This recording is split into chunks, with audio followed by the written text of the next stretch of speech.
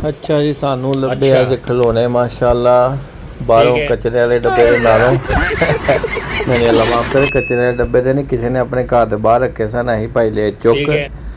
खिलारी गड्डी दे खिच्चिया स्टैंड ते मैं कि मारी रस्सी ते मैं ते डब्बा चुक के लाया ते माशाअल्लाह अच्छे सोहने सोहने विचों किताबां न्याणे दे खेलने वाला समान ये वो बड़ियां जबरदस्त छावां लभियां ते बड़ी न्याणे खुशी फील की। मैं तो यही दसिया कि मैं तो भाई बड़ी मेहनत नाल लैके आया, बड़ा दूरों खरीद के लिया। हुण उन्होंने अगली सच्ची गल तो जे किते उन्हें वीडियो वेखी तो पता चलना। लो जी याजक साहब ला रहे ने जोर पूरे भारना ते ताकि जल्दी तो डब्बा खाली होवे। वेखते हुण की निकलदा है, उम्मीद है कि चादियां छावां निकलणगियां इंशाअल्लाह।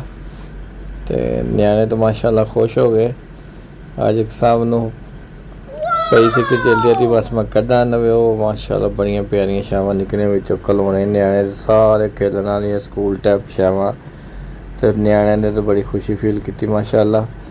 ते मेहरबानी बस छोटियां निक्कियां एक ही दरखास्त है कि बस छोटा जिहा लाइक जरूर कर देना, मेहरबानी तुहाडी, शुक्रिया, जज़ाकल्लाह खैर।